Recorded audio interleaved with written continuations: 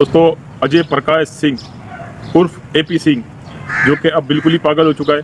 हमें तो लगता है वो अब सीमा की जो मोहब्बत के अंदर गिरफ्तार हो चुका है और बिल्कुल उसका दिमाग मानसिक संतुलन बिल्कुल गायब हो चुका है। हमें ऐसा लगता है दोस्तों कि जब वो सुबह उठता है तो टूथपेस्ट जो है वो जिस्म पर मलता है साबुन की जगह, और जो दांतों में जो है लगता है साबुन लगाता है, और उसके बाद दोस्तों अलमारी के अंदर बच्चों को बंद कर देता है और जो कपड़े हैं वो बच्चों के वो बेड पर सजा देता है। दोस्तों एपी सिंह का जो हाल है बिल्कुल मस्तानों वाला है, पागलों वाला है और दीवानों वाला है, क्योंकि वो सीमा हैदर के प्यार पे पागल हो चुका है कि सीमा के उसको आंसू भी नजर आते हैं, सीमा की उसको बिंदिया भी नजर आती है, सीमा की उसको साड़ी भी नजर आती है, सीमा की तलाक हुई कि नहीं हुई, गुलाम हैदर ने उसको मारा कि नहीं मारा।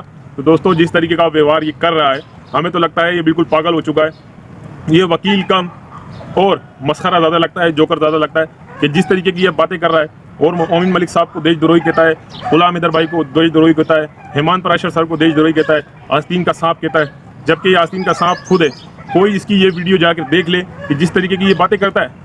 वो ये कहता है कि गुलाम हैदर भाई ने उसको तलाक दी थी, सीमा की तलाक हो चुकी है, सीमा की तलाक हो चुकी है, जाके देख लो पाकिस्तान में। तो दोस्तों क्या इसके पास कोई सबूत है तलाक का? जिस तरीके से कहता है कि सीमा की तलाक हो चुकी है, इससे कोई जाहिल आदमी से जाके पूछे इसके पास कोई तलाक का सबूत है? एपी सिंह ये कहता है कि 6 माह अगर पति पत्नी साथ ना रहे मुसलमान में शरीयत के कानून के मुताबिक तो तलाक हो जाती है। ओ भाई तू जो है ना अपना पहले सनातन मजहब सीख, शरीयत के मामला हमें नहीं सीखा, समझ में आई? 6 माह तो क्या, इस्लाम के अंदर 6 साल भी अगर पति पत्नी एक दूसरे से दूर रहे तब भी डिवोर्स नहीं होती, तब भी तलाक नहीं होती है। तलाक के जो मामलात होते हैं उसके लिए गवाहों का होना जरूरी है। अगर मियाँ और बीवी के दरमियान भी डिवोर्स होता है, तलाक होता है, तो वो जब जाकर औरत अपनी घर में बताएगी, अपने भाई को बताएगी, अपने बाप को बताएगी, तो फिर दोनों से दोबारा बिठा के पूछा जाएगा कि क्या आपस में तुम लोगों का डिवोर्स हुआ, ये बात हुई, गुस्से के अंदर तलाक हुई। तलाक जब भी होगी गुस्से के अंदर ही होगी, प्यार मोहब्बत में तलाक नहीं होती है। कि अगर वो कोई भी कह दे कि मैंने गुस्से में तलाक दे दी थी, तो जाहिर सी बात है तलाक जब देने का मौका आया तो गुस्सा ही आएगा, तभी तलाक देगा ना। कोई मोहब्बत और प्यार से तलाक तो नहीं दे सकता। तो सीमा जो कहती है वो 100% झूठ कहती है कि तलाक हो गया था, फलाना हो गया था। और एपी सिंह जिस तरीके से मस्करा जोकर आदमी दुनिया को बेवकूफ़ बना रहा है, और एपी सिंह जो कि मोमिन मलिक सर पर आरोप लगाता है कि जो मोमिन मलिक सर हैं उनको सीमा के अवैध रूप से भारत में शरण लेकर बैठे थे, कोई पाबंदी नहीं। उनको अगर परेशानी है, मुश्किलात है, कोई दिक्कत है, तो वो इससे वो बिंदी लगाती है, वो सिंदूर लगाती है, वो सनातन मजहब अख्तियार कर चुकी है, वो हनुमान चालीसा पढ़ती है, वो कुछ भी करती है, वो भगवान गीता पढ़ती है, वो भजन सुनती है।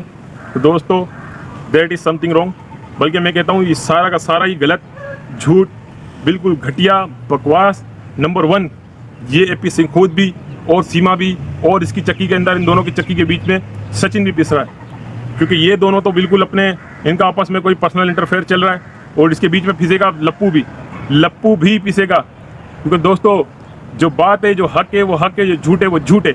ये कहता है कि जो रीमा का जो बयान है ये रीमा नकली है, न जाने कितनी रीमा रोजाना पाकिस्तान से आती हैं, बोलती है मुझे चलाओ मुझे चलाओ मुझे चलाओ। अरे चलाता तो तू होगा, तू अपनी बहन को चलाता होगा, तू अपनी माँ को चलाता होगा, तू अपनी बेटी को चलाता होगा, जो तू बकवास करता है चलाओ चलाओ। तेरे को पता लग जाएगा एपी सिंह, क्योंकि अब असली रीमा, असली गुलाम हैदर, सीमा का असली पति भारत आ रहा है। और तू जो जिस तरीके से भारत के कानून को बदनाम कर रहा है ना, ये याद रखना, तेरे मुंह पर तमाचा लगेगा भारत के कानून की तरफ से। बहुत ही कहता है ना कि गुलाम हैदर ने मोदी जी को बुरा भला कहा, गुलाम हैदर ने भारत के कानून को बुरा भला कहा। तो मैं दोस्तों आप सभी बहन भाइयों से इल्तिजा करता हूँ, रिक्वेस्ट करता हूँ कि गुलाम हैदर भाई की शुरू से लेकर अब तक की कोई एक वीडियो शो कर दे, कुछ सबूत शो कर दे, तो हम मान लेंगे गुलाम हैदर भाई ने वाकई में भारत को, मोदी जी को, योगी जी को, भारत के कानून को बुरा भला कहा हो। गुलाम हैदर भाई ने आज तक भारत की किसी पुलिस को भी बुरा भला नहीं कहा, जबकि ये एपी सिंह अपने वीडियो बयान के अंदर खुद ये कहता है, यानी कि जो इसके पले हुए कुत्ते हैं, कुछ लोग, कुछ गुंडे, ये उनको कहता है खुसूसी तौर पर, और ये भारत की पुलिस को बदनाम करता है। तो क्या कहता है दोस्तों? कहता है जो पहले एक शादी हुई थी वहाँ सिर्फ 3 लोग थे पशुपतिनाथ में, और अब जो शादी हुई इसमें 3000 लोग थे। अरे तुम्हारी और तुम्हारे बाप की भी औकात नहीं, तुम 3000 लोगों की शादी अटेंड करो, तुम 3000 लोगों को खाना खिलाओ।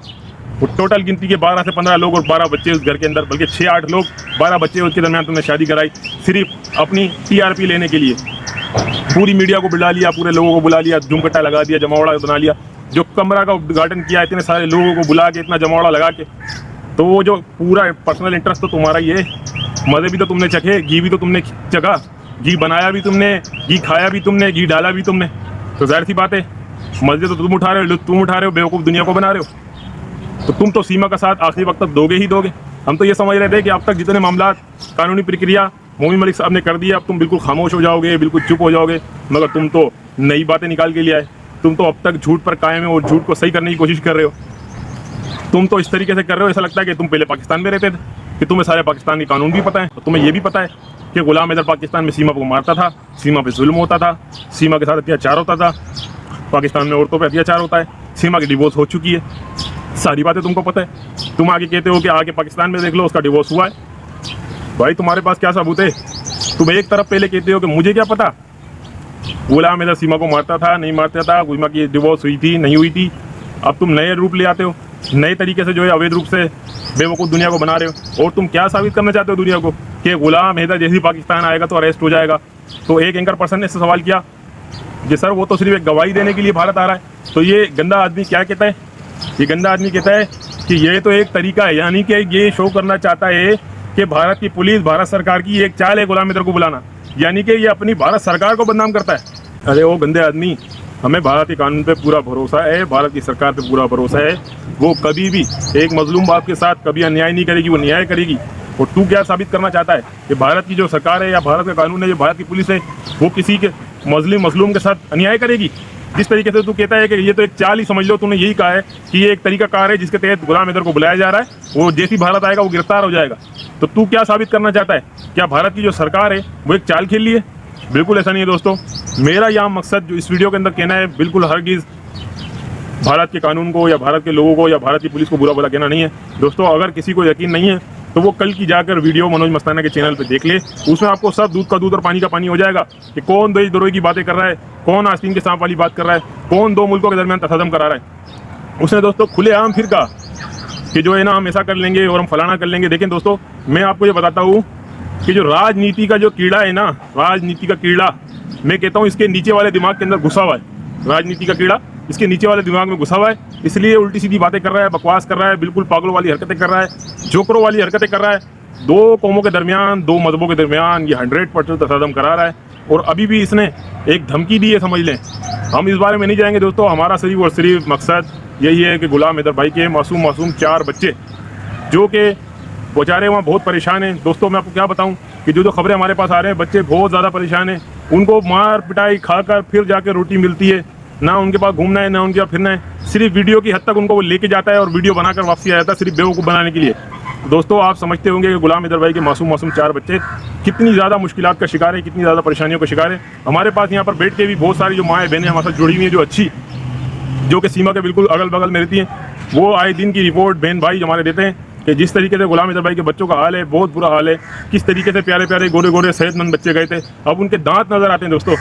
तो दोस्तों आप सबसे मेरी इल्तमास है कि ये AP सिंह घटिया आदमी जिस तरीके से बकवासें कर रहा है, एक के बाद एक, और वो सीमा भगोड़ी जो हमारी पाकिस्तान की भगोड़ी गैर कानूनी तरीके से भारत में शरण लेकर बैठी हुई है, उसका भी ये इन दोनों का देशद्रोही काम तो ये दोनों कर रहे हैं। तो दोस्तों हमको इनकी चालों को बेनकाब करना है और गुलाम हैदर भाई का सपोर्ट बनाए रखना है इंशाल्लाह। और जो ये कहता है कि नकली रीमा और असली गुलाम हैदर भी आ रहा है, और भारत सरकार ने पूरी उनको यकीन दहानी दिलाई है कि वो अपनी बात रखेंगे। वो भारत सरकार ने उनकी दरख्वास्त को कबूल किया है। और ये झूठा शख्स कहता है कि भारत सरकार ने ना कोई इनकी दरख्वास्त कबूल की है और ना इनको कोई नोटिस आए।